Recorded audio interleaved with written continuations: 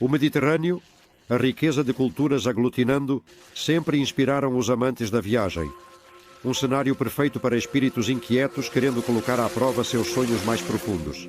Joan Ramis uniu sua afição pela navegação com o desejo de seguir a pista de uma pesquisa histórica e de organizar um projeto que motive suas navegações nos próximos anos.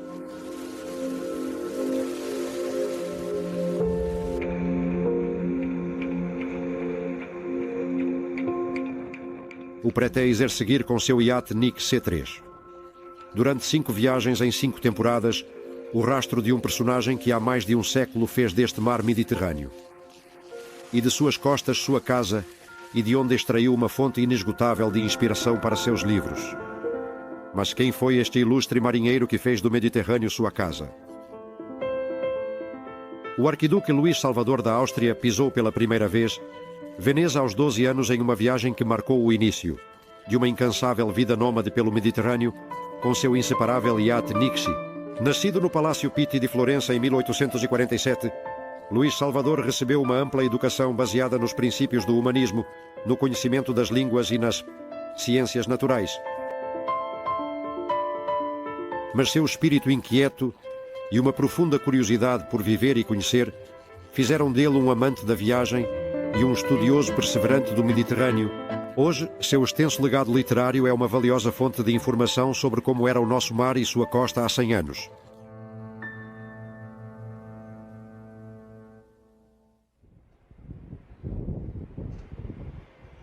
Em Maiorca, um dos destinos preferidos do arquiduque, onde viveu por muito tempo e onde sempre gostava de retornar. Após suas viagens, encontramos o mallorquino Joan Ramis, que a partir da leitura de um de seus livros, iniciou uma aventura pessoal de pesquisa e descoberta. No Mediterrâneo, além das Baleares, se abriu como um mundo rico e cheio de coisas interessantes onde mergulhar. E foi naquele momento que me dei conta de que havia uma obra muito importante do arquiduque sobre todo o Mediterrâneo, e isso me inspirou, digamos, de alguma forma, a imaginar este projeto. Pensei, se temos todos esses livros, muitos dos quais não são conhecidos, muitos deles não estão traduzidos do alemão, mas é uma oportunidade, primeiro, para descobri-los, e segundo, já que esse trabalho foi feito em todo o Mediterrâneo. Imaginar que agora poderia atualizar tudo isso. Lê esses livros, imagina. Deixa a imaginação voar e depois visitamos. E quando você visita, contrasta aquela imaginação com uma realidade.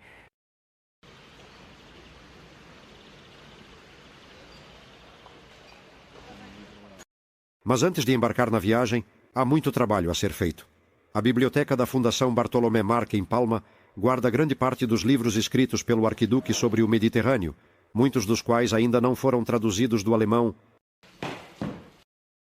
Aqui é onde entra o trabalho de Helga Schwendinger, que, fascinada pela vida e obra de Luís Salvador, se tornou a colaboradora incondicional do projeto de Joan Ramis. Helga, como você está? Olá. Muito bom dia. A extensa bibliografia de Luís Salvador os obrigou a dilatar o projeto em 5 anos, durante os quais João pretende recriar as viagens do arcebispo através de seus livros, adotando o nome Nixie do lodo do arcebispo, e tomando como referência as informações e as gravuras de cada canto da costa que Luís Salvador chegou a conhecer profundamente. A intenção do projeto é evidenciar como o Mediterrâneo mudou no último século. Se você olhar para a vida dele, é um vertigem. Ele estava o tempo todo viajando. Chegavam a um porto, pegavam o trem, iam para Viena, voltavam, pegavam o barco, e ele diz em alguns livros que carrega dentro de si a necessidade de ver, de conhecer, de investigar. E tem a necessidade de se mover continuamente. Esse desejo de conhecer se traduziu ao mesmo tempo em uma vontade de legar à posteridade tudo o que havia visto e conhecido. Roma avançou seu tempo e, consciente de que as paisagens virgens e, sobretudo, as culturas tradicionais estavam destinadas a desaparecer, quis imortalizar aquele momento irrepetível. O que ele faz é, já na sua época, antecipar que há coisas que desaparecerão. Não. E o que ele faz é, quando ele antecipa algo assim, tentar registrar. Há uma anedota muito boa que aparece no livro dos trajes da Sérvia, que foi encontrada por Helga, que diz o seguinte: há um trem que está chegando à costa da Croácia. E eu já estou prevendo que, se esse trem chegar, os costumes se perderão. O que acontecerá é que as pessoas não quererão usar os trajes que usavam e desejarão se vestir como em Viena ou em Paris. E isso se chama homogeneização.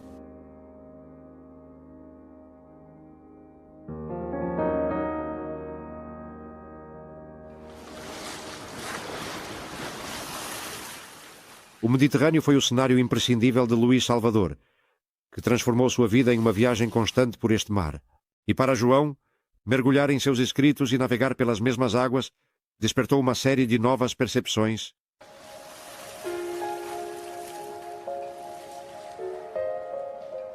Contemplava a distância azul, desfrutando desse silêncio de sonho e dessa paz interior que só se encontra no mar.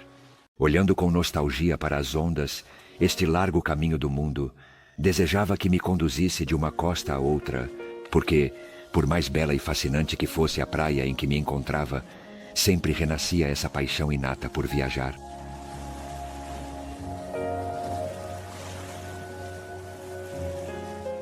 Seguir os passos do arcebispo fez com que João se tornasse mais consciente das mudanças que a costa sofreu, subordinada nas últimas décadas ao todo-poderoso turismo de massas. Em alguns casos, como em Veneza, manteve-se a antiga fisionomia, mas hoje o ritmo é marcado pelo estresse de outro tempo, embora ainda seja possível deixar-se levar pelos seus canais e imaginar aquela cidade dos primeiros escritos entusiásticos do arcebispo. Bêbado de prazer, via passar diante de mim como em um sonho todas as maravilhas desses labirintos aquáticos. Eu me encontrava na Veneza que havia aprendido a admirar graças aos quadros de Canaletto. Mas aquela que eu via superava em 1000 vezes a que eu havia imaginado do norte.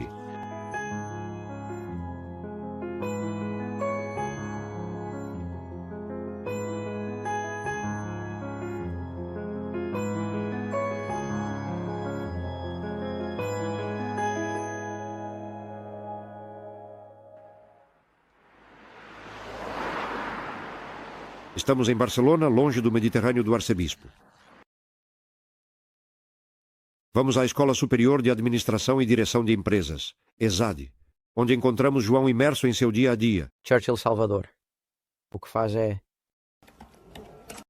perguntar-se como o Mediterrâneo mudou nos últimos 100 anos. E já lhes disse que o interessante de começar dessa forma era compreender um dos pontos básicos que veremos agora em inovação, que era conhecer a si mesmo, conhecer a empresa onde você está e tentar descobrir quais são suas competências. Desde há 7 anos, João ministra aulas como professor de gestão e inovação para jovens economistas e empresários emergentes. Mas desde que se embarcou no projeto NIC, C3, de caráter mais humanista, ele tem mudado aos poucos a abordagem de suas aulas, com o desejo de transmitir aos seus alunos a própria experiência. Embora a economia hoje englobe tudo, deseja transmitir uma visão mais ampla do mundo para ajudar a melhorar o desenvolvimento das sociedades e de seu entorno. Hoje em dia, diria que a economia está acima de tudo. E, de fato, depois de fazer essas viagens, você descobre certos outros temas que percebe que estão um pouco esquecidos e que valeria a pena ter em conta ao tomar decisões sobre a cidade, sobre as costas. E o que eu poderia dizer sobre este caso é que é verdade que a economia também deve ter um peso determinado, pois precisamos de recursos para sobreviver e funcionar, mas o que eu realmente percebo é que, ao deixar de lado outros temas que podem ser sociais, culturais, antropológicos ou ambientais, que têm menos peso nas decisões, evidentemente estamos perdendo algo. Quando você começa a ter uma visão ampla do mundo a partir de um ponto de vista humanista, evidentemente todas as tarefas que você faz, todos os trabalhos que você realiza, você os vê com cores diferentes.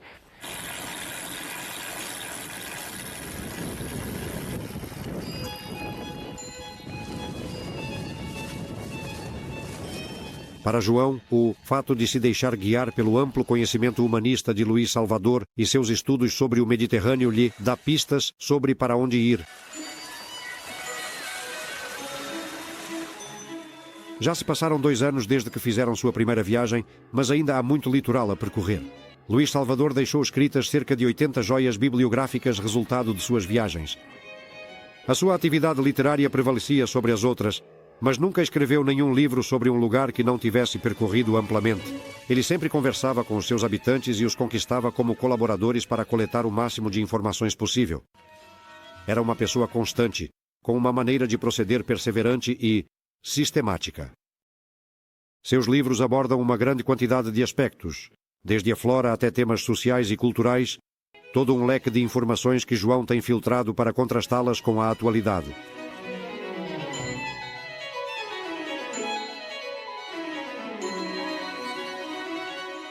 Mas algumas paisagens da viagem superam amplamente as expectativas, como em Stromboli, nas Ilhas Eólias.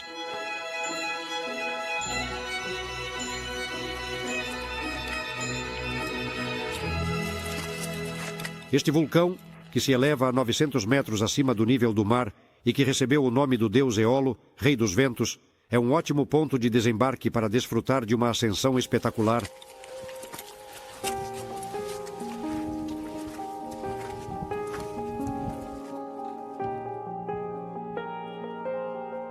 A fumaça de Stromboli é às vezes de incrível comprimento, como uma fita fina que se estende no azul safira do céu, até onde o ar a leva. Esses fios de fumaça são considerados pelas pessoas do mar como um sinal de bom tempo e permitem conhecer as direções dominantes do vento em mar aberto.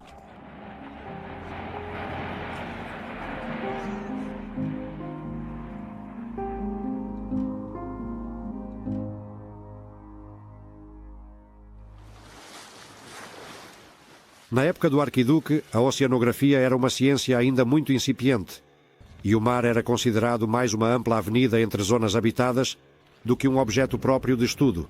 Mas a importância que a conservação das águas marinhas está ganhando hoje deu origem à adição de um tema de estudo ao projeto do NIC C3.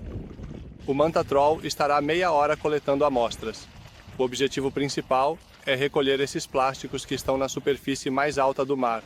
Esses plásticos são muito pequenos e o problema é que os peixes podem digerir esses plásticos e morrer, pois obstruem seu sistema digestivo. Ou, se não morrerem, podem ser pescados e passar para os humanos quando comem esse peixe. Idealizado em colaboração com o CSIC, o estudo da contaminação das águas marinhas por microplásticos flutuantes se encaixa perfeitamente no projeto NIC C3, uma vez que é possível aproveitar as longas distâncias de costa a costa para coletar as amostras. Com a ajuda deste artefato inspirado na forma do peixe-manta, foram coletados durante as travessias os plásticos que compõem a extensa camada de resíduos flutuantes em nosso mar, dados que são de grande ajuda para os cientistas. Todas essas amostras são analisadas posteriormente nos laboratórios do CSIC em Blanes, onde se identifica a tipologia e a procedência. Até agora, não foram realizados estudos aprofundados sobre o volume de microplásticos que cobrem o Mediterrâneo. Assim, as amostras das viagens de João são uma contribuição interessante. Os plásticos são atualmente um problema crescente de âmbito mundial e um descriptor ambiental do estado das águas dos mares e oceanos. Um dos objetivos que vejo neste programa NIC C3 e em nossa colaboração é tentar passar a informação, a educação, a conscientização para as pessoas de que este problema dos plásticos, do plástico que temos em todo lugar, pelo fato de que cada vez mais sentimos isso, cada vez mais jogamos fora, cada vez somos mais pessoas na costa, está constituindo um problema muito grave nos oceanos e, portanto, o esforço para conscientizar as pessoas de que de alguma forma, o fluxo de resíduos que vem dessa utilização, do usar e jogar fora, que é algo habitual em nossa sociedade, deve ser restringido, bem gerenciado ou minimizado já em sua origem, é super importante. Estamos no porto de Puyensa, em Maiorca, dentro do Baler de Joan, que foi batizado com o mesmo nome do lendário lobo do arquiduque. Estão finalizando os detalhes antes da próxima viagem. Vamos ver como está este motor? Homem, isso é outra coisa, hein? Já bem pintado e bem cuidado. A revisão do motor e de todos os aparelhos técnicos é uma rotina imprescindível antes de iniciar a viagem e evitar inconvenientes quando ela começar. Falta pouco para zarpar e nos últimos dias o trabalho se acumula. A roupa é a mesma. A rota que foi delineada este ano acompanha a costa norte da África, onde o arquiduque passou longas temporadas desde Argélia até Líbia. acaba de chegar agora mesmo à sua casa. E para ele o seu barco, os seus barcos foram realmente. Eu acredito que a casa dele realmente era sua, e ele era um cidadão do Mediterrâneo. É verdade que ele tinha algumas casas por toda parte no Mediterrâneo e que de vez em quando estava nessas casas, mas eu acredito que ele era um verdadeiro cidadão do Mediterrâneo, e eu acho que com essas viagens que fazemos, estamos, de certa forma, tocando esses sentimentos, porque em 5 anos nunca chegaremos a ter o sentimento que ele devia ter depois de 50 anos, fazendo isso.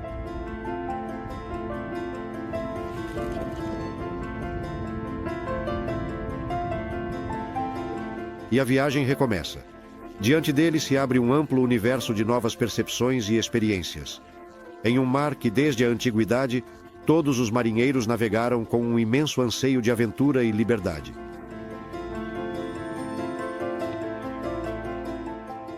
Um barco é, em resumo, como um pequeno mundo independente, semelhante a um domicílio terrestre, mas com a vantagem de que a ele se aderem as memórias dos países que visitou. Quanto mais se viaja, mais se enriquece o espírito e a coroa de lembranças.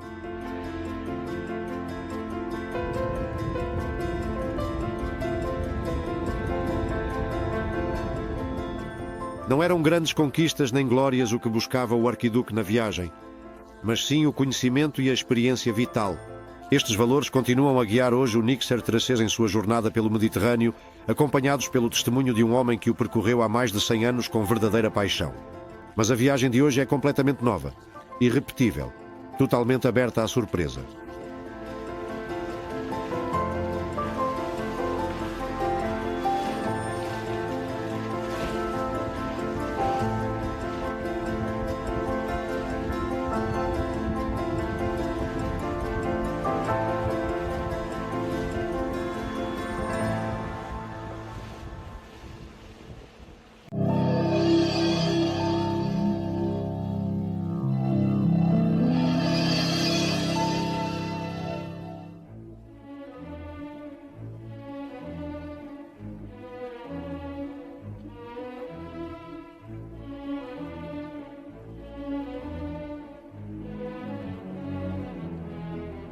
As montanhas que se estendem pela costa noroeste de Maiorca erguem-se desde o nível do mar como um baluarte natural, protegendo a ilha do forte vento que lhe deu nome. A Serra de Tramuntana forma um relevo acidentado excepcional de penhascos, desfiladeiros, enseadas e vales, que tornam sua paisagem um espetáculo inigualável. Declarado Patrimônio da Humanidade pela Unesco em 2011, o legado natural e cultural da Serra de Tramuntana parece hoje um valor em alta. Mas ao longo do tempo, este lugar tão mediterrâneo foi admirado e elogiado por numerosos ilustres viajantes. Cativados pelos atrativos deste pulmão verde agarrado ao mar,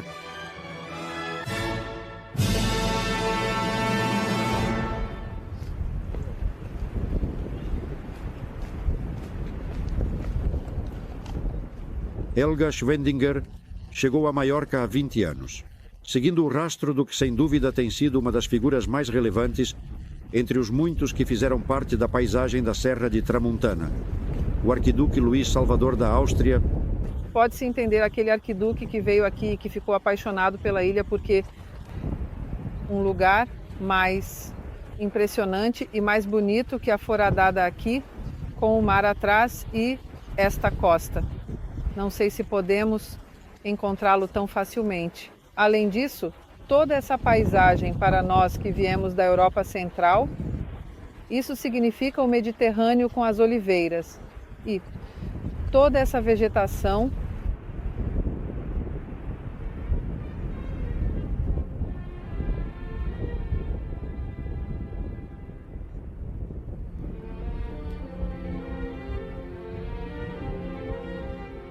No ano de 1867, o arquiduque Luís Salvador da Áustria desembarcou pela primeira vez em Maiorca, movido pelo seu espírito inquieto de viajante incansável e pela sua ânsia de conhecer cada canto do Mediterrâneo.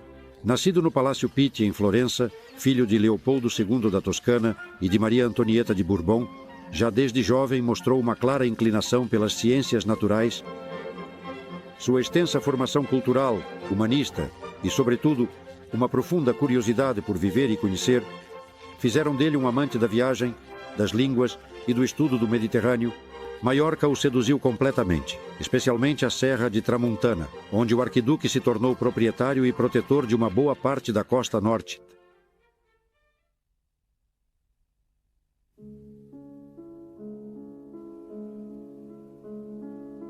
Já se passaram mais de 100 anos desde que o arquiduque Luís Salvador da Áustria fez de Maiorca sua casa, mas sua marca ainda continua bem viva. A chegada deste inquieto personagem à ilha teve impacto na sociedade mallorquina e se tornou protagonista de um bom número de histórias, algumas reais e outras atribuídas. Uma faceta popular que a Helga tem desvendado para escrever a biografia do cientista, ilustrador e etnólogo que foi o arquiduque, uma pessoa avançada para seu tempo, amante da natureza, da cultura e das tradições dos povos, às quais dedicou numerosos livros e estudos. Era uma pessoa muito humana, muito humilde, muito simples, apesar do rango que tinha. E, além disso, uma pessoa que amava muito as pessoas, os animais, a natureza. E agora, aos poucos, as pessoas começam a perceber que tipo de personagem ele era e o que lhe diziam, porque o chamavam de um patrimônio como ninguém mais. O extensíssimo legado que deixou Luís Salvador da Áustria se tornou o tema por excelência da Helga. E após 20 anos imersa em seus livros e documentos, ainda tem um longo e árduo caminho a percorrer. Um dos seus lugares prediletos para mergulhar na época do arquiduque e acompanhá-lo em suas viagens pelo Mediterrâneo é a Fundação Bartolomé Marchi. A sua biblioteca, em acervos bibliográficos e documentais balear, contém uma grande parte dos livros escritos pelo arquiduque Luís Salvador, escritor, ilustrador e editor de cerca de 80 joias bibliográficas. Luís Salvador da Áustria soube legar à posteridade tudo o que havia visto e vivido. Sua obra magna, em 9 volumes, foi dedicada à paisagem e às tradições das Baleares, de e Balearem. O arquiduque admirava essas ilhas ainda intactas, os costumes de seus habitantes que formavam sociedades simples, sua cultura popular autóctone, sua paisagem virgem, um universo tradicional e genuíno no qual se sentia um privilegiado, porque para ele representava uma autêntica e verdadeira qualidade de vida. Mas ao mesmo tempo ele era consciente de ser testemunha de um mundo fadado a sumir com a chegada dos novos tempos. As suas gravuras e o estudo minucioso da cultura balear são hoje um documento excepcional da fisionomia das ilhas e da vida do seu povo há 100 anos. Claro que os povos também mudaram. Já se passaram 150 anos e a ilha passou por uma evolução como nenhuma outra ilha no Mediterrâneo. Se você comparar, por exemplo, vilarejos na Grécia, no Mar Jônico, a diferença é muito menor do que aqui em Maiorca. Maiorca com o turismo já não é o que era na época. Olha, aqui temos, por exemplo, o Porto de Sóller, a entrada do mar entre os 2 faróis e aqui a praia. E tudo isso está cheio de casas, de hotéis, de edifícios. E há 150 anos que se vê aqui uma casinha e aqui a outra. E já não há mais nada. E assim está em toda a costa.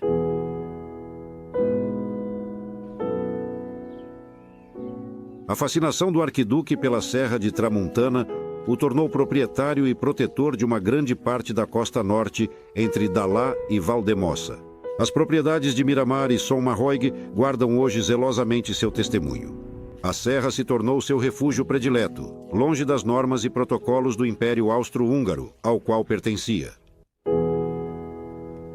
Sua prima, a imperatriz Sissi, com quem compartilhava o mesmo espírito inquieto e rebelde, o visitava com frequência, mas suas posses estavam abertas a qualquer viajante, cientista ou ilustre, que chegasse à ilha. O arquiduque era uma pessoa próxima e fez da hospitalidade, da admiração e do respeito por Maiorca uma filosofia de vida. Hoje, o espetáculo que o minarete de Sommarroig continua a nos oferecer sobre Saforadada nos lembra que o que mais interessava a Luís Salvador da Áustria, em suas propriedades, era a paisagem e o ambiente natural, que ele protegia ativamente. Simplesmente cuidava de sua propriedade, e sua propriedade não era uma casa, mas sim uma costa de cerca de 15 quilômetros desde Valdemossa até Dalá, e procurava ter tudo bem arrumado: as casas, os caminhos, os mirantes e tudo.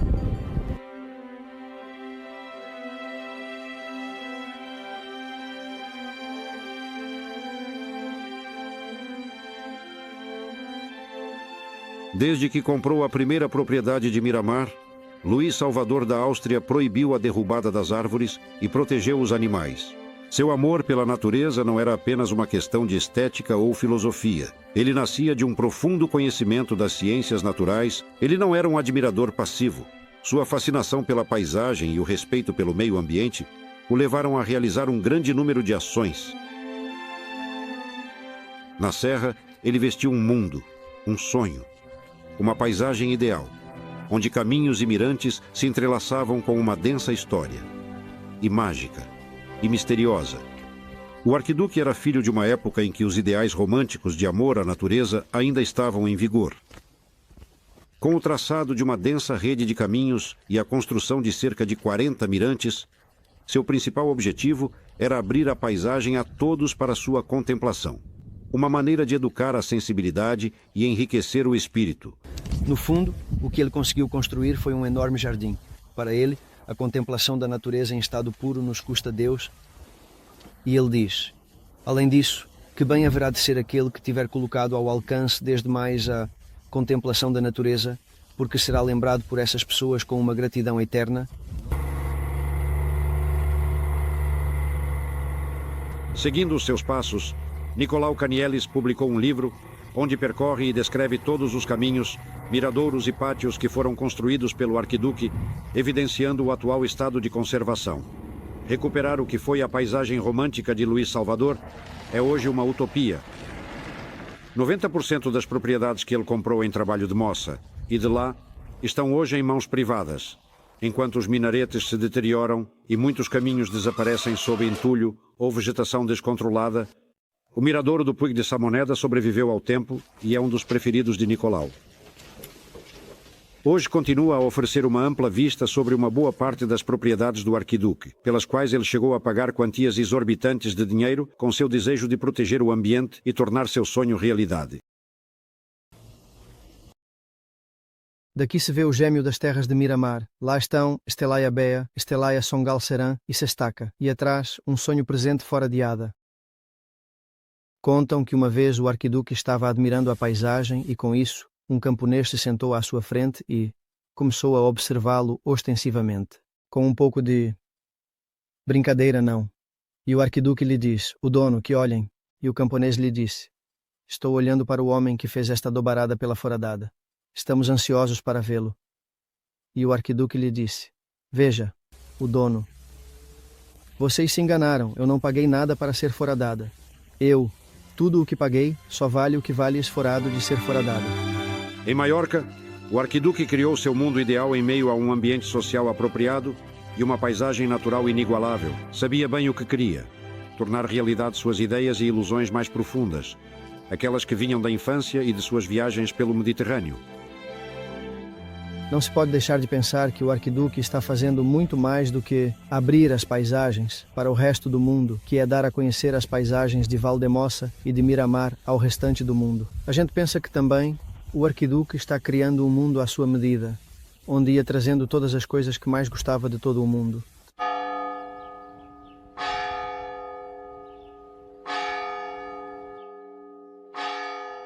Para entender profundamente quem foi Luís Salvador, Nicolau Canielis percorreu as casas de Valdemossa, onde a memória daquele homem poderoso e sábio, mas ao mesmo tempo tão próximo que falava a sua língua, ainda se mantém viva. Olá, Simão. Como vai, Nicolau? Bem, Sebastião, como você está? Olha, vamos passar entre os tens. E, pelo tempo que durar, posso passar? Sim, pode passar. Obrigado. Adeus. O arquiduque admirava os pescadores de Valdemossa. Sebastião foi um dos últimos de uma longa linhagem que trabalhava na escarpada costa da serra. Ele havia herdado o barco de seu avô, amarrado no porto de Sestaca, propriedade do arquiduque. Você percebe que os barcos de livre em Valdemossa têm 3 quilhas. Sim, exato. Porque os tiramos todos os dias. Porque todos os dias as tiramos. E na sua barca, o que aconteceu com a barca? A afundaram. A afundaram. Sim. Sergi Duque conhecia muito bem os pescadores, porque Miramar são terras que vivem à beira-mar e o pequeno aluguel de Sestaca está dentro de Miramar. Além disso, Edi Balearen dedica páginas e mais páginas a falar dos pescadores de Valdemossa, nos quais destaca que eram o verdadeiro núcleo pesqueiro de Maiorca e que tinham mais da metade da pesca de Maiorca em suas mãos. A observação de Sergi Duque era de admiração pelos pescadores de Valdemossa. Luís Salvador foi uma pessoa muito próxima da sociedade maiorquina. O domínio da sua língua, entre muitas outras, lhe ofereceu a possibilidade de entrar em contato com os pescadores de Valdemossa e mergulhar em seu mundo. A profunda admiração que ele tinha por eles se reflete em sua obra Di Balearen, onde os descreve como homens valentes e empreendedores, moldados pela costa abrupta e dura. Em suas gravuras e escritos, analisa seu modo de viver, seus refúgios entre as rochas íngremes, as artes de pesca, suas roupas e os costumes mais enraizados desde tempos imemoriais. Hoje, no pequeno porto de Sestaca, já não há pescadores em atividade, mas permanecem como testemunho as casinhas que há tempos foram erguidas como refúgio, com a autorização do arquiduque como proprietário.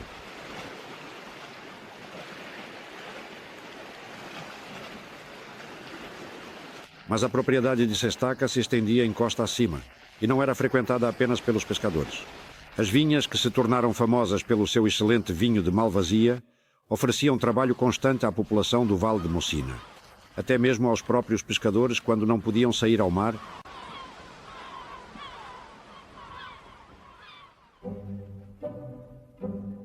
Em Valdemossa, essa figura poderosa, mas tão próxima, ganhou muita popularidade.